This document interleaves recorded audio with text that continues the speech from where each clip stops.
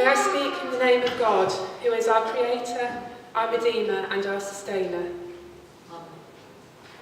Please sit down.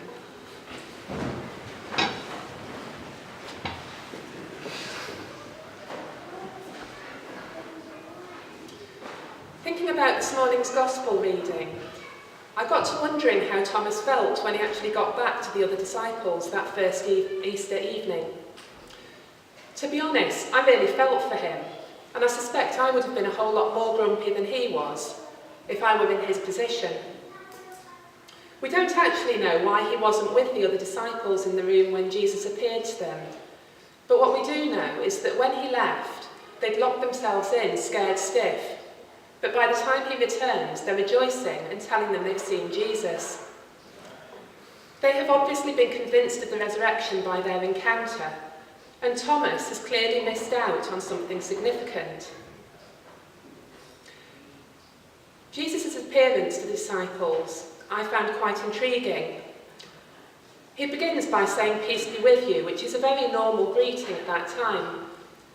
But those words kind of draw our attention to the fact that Jesus is able to bring peace to those disciples in a way that locking themselves in to try and stay safe couldn't. But the appearance itself is mysterious. He turns up in a locked room. It almost feels like the opening of an episode of Jonathan Creek. That suggests that in some way this Jesus is a spiritual being, not bound by the usual laws of physics. But then on the other hand, he's at pains to show his scars and to emphasise his physicality.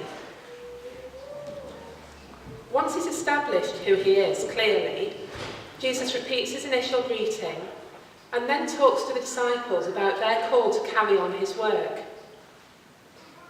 "As the Father sent me, even so I send you." One thing that really struck me on Maundy Thursday when we had our Seder here was that how closely those words echo his words before his death, when we used those words in our prayer at the end of that service. And then there's his actions. Jesus breathes on them.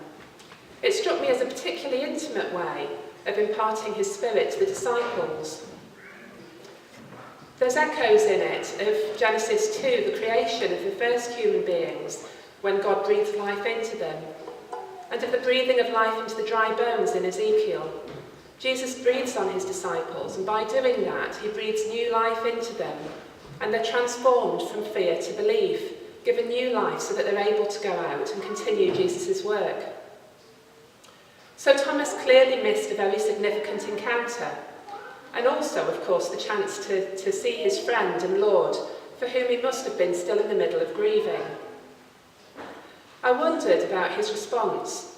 "Unless I see in his hands and the print of his nails, and place my finger in the marks of the nails, and place my hand in his side, I will not believe."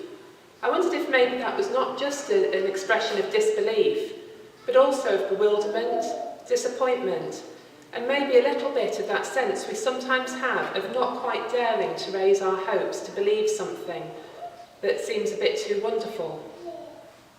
Maybe too there was a touch of envy towards his friends. But of course that's not the end of our passage. Jesus comes back, and he seems to almost run a repeat performance for Thomas's benefit. Again, there are real similarities with his first appearance. And reading the passage again, it brought back to me also that next chapter from John's Gospel when he appears to Peter and offers him 3 chances to acknowledge him as Lord. These are both examples of Jesus seeming to almost spoon-feed to a disciple the opportunity to put right a previous mistake and respond differently. And here, of course, Thomas rises to the occasion. Rather than taking up the offer of checking his identity and putting his finger in the nail marks, he makes his great profession of faith, "My Lord and my God." This gives us that insight to the way in which Jesus often offers us a second chance, but not just a second chance, as the words of our first hymn had it, blessings without number and mercies without end.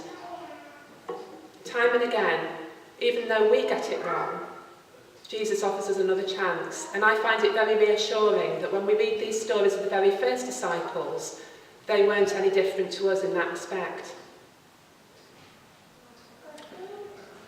There's a reflection on this story in the Iona Community's resources for Lent, Holy Week and Easter, which also suggests an additional reason for Jesus reappearing to Thomas. It implies that the reason that Thomas wasn't with the disciples at the first appearance was that he'd decided it was all over. Jesus had died. It had been a great thing while it lasted, but it was done. There was no point hanging around. And it goes on to suggest that the reason Jesus returns is to make it absolutely clear to Thomas that that is not the case. This is just the beginning. He comes to bring hope, something so necessary to us if we are to imagine and create a better future. The idea that Jesus wants to show Thomas that this is only the beginning is reflected in his words, "Have you believed because you've seen me? Blessed are those who have not seen and yet believe." This points to the future stretching ahead, that future of which we're a part, of generations of future believers. It also provides a very neat segue for the author of John's Gospel into the conclusion of the chapter that we heard, calling on us to believe. Indeed, it's so neat that I've sometimes wondered if I can't see the work of the editor in these words of Jesus. They seem so obviously aimed at us. But that cynical aside shouldn't detract from the importance of the opportunity that this is pointing towards. An extension of the opportunity given to Thomas to each one of us here in Northenden 2,000 years later. Which brings us to consider what we should take from this account of two of Jesus' appearances to his disciples. The fact that we are actually drawn into the passage both by the words of Jesus and the comments of the author directs us to his purpose in these visits, and to them applying to us as well as to those first disciples. It puts belief in Jesus' divine identity and resurrection at the forefront of our faith, and it makes clear to us that Jesus' earthly life is only the beginning of the story, a story that we are asked to carry on. During Lent here at St Wilfrid's, we had the opportunity to reflect on the 5 marks of mission, the things we are called to do to continue Christ's work in the world, telling his story, teaching the faith, tending to the needs of others, transforming our society to challenge injustice, and treasuring all of creation. Today's reading reminded me that we do these things not just because they're good things to do, although of course they are, but also because of the faith that we hold, that Jesus is God incarnate, and that his life, death and resurrection are relevant and must change the way we live. Like Thomas and like the other disciples, we won't get this right all the time. Like them, there will be moments when we wonder whether the gospel message is a bit too wonderful to be true. That might just be a fleeting flicker of doubt in our mind, or it might be a real difficult patch where we struggle to hold on to our faith.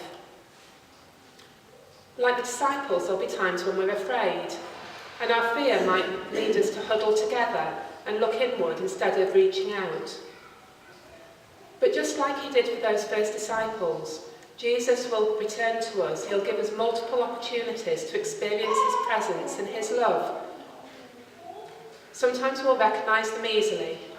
Sometimes we may not. But because we know that that's the way God works, we can try and be alert to those times in our lives. One way of doing that is to continue to develop our spiritual life, both individually and corporately, as we began to do with our times of daily prayer throughout Lent. This can build a firm base for our faith and putting it into action day by day, whoever and wherever we are. Of course, today is also St George's Day. It's the feast day of our national patron saint.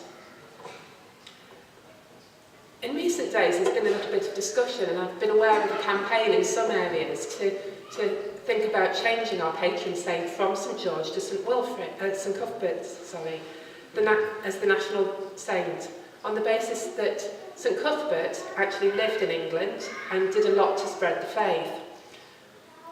However, I rather like the fact that St George is our patron saint. Someone who probably came from central Turkey, someone who we know very little about apart from the strength of his faith, someone who probably never came to these shores. I see that as a bit of an insurance policy about becoming too inward-looking.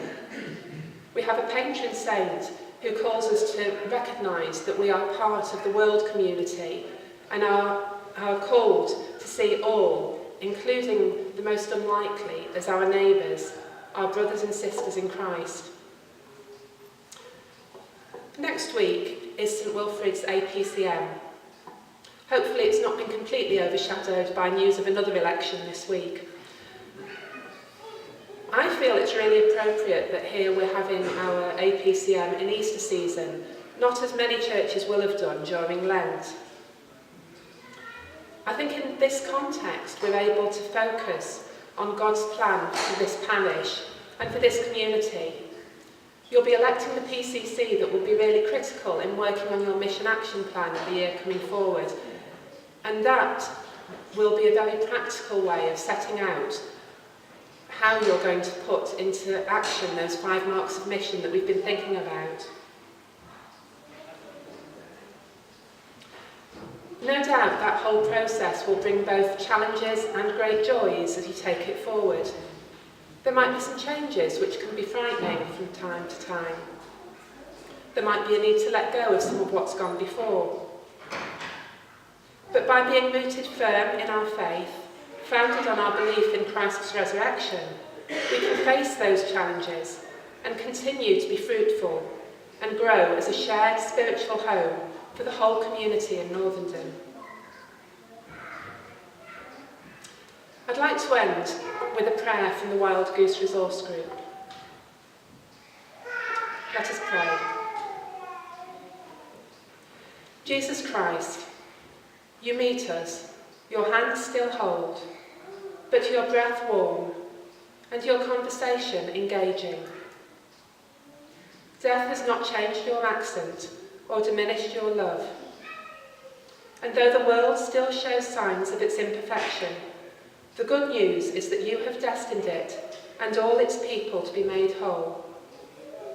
So, as we are gathered here in your house and cheered by your gospel, join us as you joined your first disciples and lead us in your work. Amen.